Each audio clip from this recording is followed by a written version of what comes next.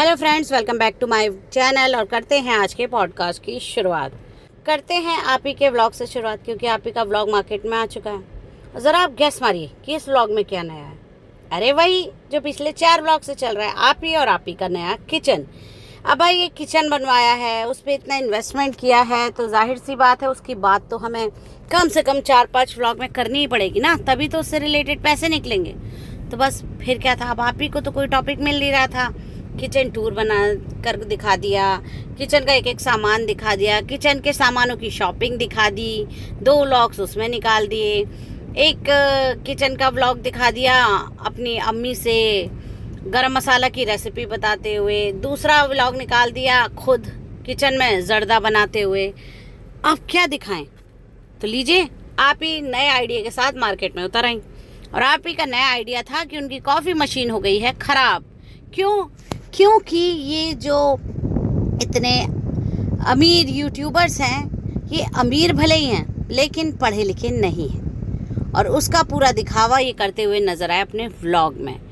और खाली ये व्लॉग देखने वाले को एहसास नहीं हुआ, बल्कि कमेंट बॉक्स में जो बाढ़ आई है ना, उसका तो आप अंदाज़ा ही नहीं लगा सकते। तो आज हम इनके कमेंट्स पर ही बात करेंगे।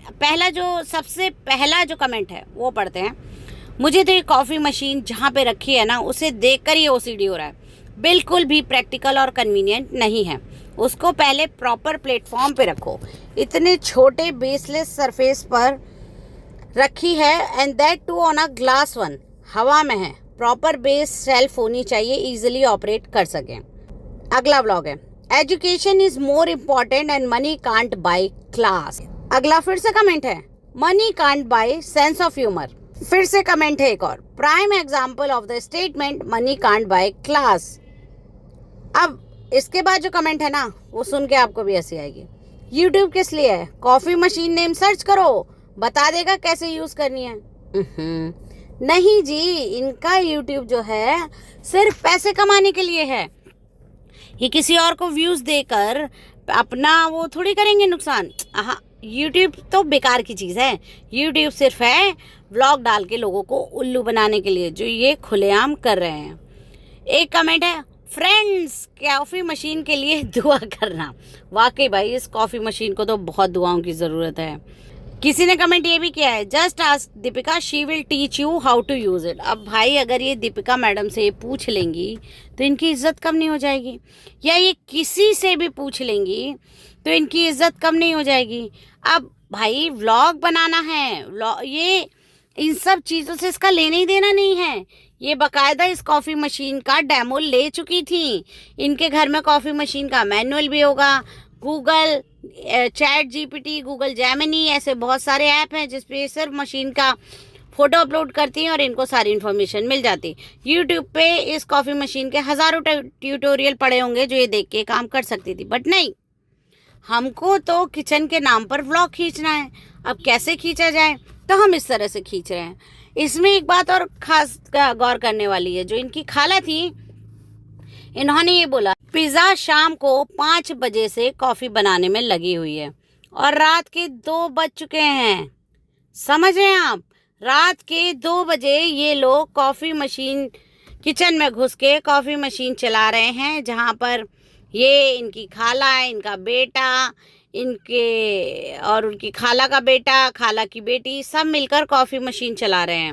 वहीं बगल के रूम में इनके सास ससुर सो रहे हैं, क्योंकि इन्होंने अपने व्लॉग में ही बताया कि अम्मी पापा सो चुके हैं और हम यहाँ पर बैठे हुए हैं। और वहीं इनकी अम्मी भी इस कॉन्वर्सेशन का हिस्सा बनती हैं, जहाँ पर पिज़्ज़ा की जो नई स्कूल कॉलेज की शॉपिंग चल रही है, उसका ये लोग शो ऑफ करती हैं कि हमने ये शर्ट खरीदी, हमने वो शर्ट खरीदी। पिज़्ज़ा ऐसे कपड़े पहनना ही नहीं चाहती थी, उसके पास इससे रिलेटेड कलेक्शन ही नहीं था। इस पे खूब जम के पूरी रात भर इन लोगों ने बैठ के बातें की। फिर ये क्या कहते हैं, अरे हैदर की तबीयत ठीक नहीं है। अब आप आधी रात तक उसे 1 साल के बच्चे को जगा कर रखोगे? 1 साल के बच्चे का शेड्यूल बन चुका होता है। बच्चों की जो नींद होती है वो 6 मंथ तक ही डिस्टर्ब होती है। 6 मंथ के बाद वो एक प्रॉपर नींद लेना शुरू कर चुका होता है। पर जब आधी रात तक आप एक छोटे बच्चे को जगा कर रखोगे तो उसकी हेल्थ पर जाहिर सी बात है इम्पैक्ट पड़ेगा ही। पर भाई, जान जाए तो जाए, व्लॉग नहीं छूटना चाहिए। अब हम भले ही आधी रात में बैठकर बेसलेस सेंसलेस व्लॉग छापें या कुछ भी करें, मैडम ने वैसे ही बोला है कि आप लोग कल इंतज़ार कर रहे होंगे, पर कल हमारा दिल बहुत ख़राब था क्योंकि जो जंतर मंतर पे हो रहा है वो हमसे देखा नहीं गया। अरे देखा नहीं गया तो आप आती दिल्ली, आप भी लोगों के साथ खड़ी होती, आप प्रोटेस्ट करती।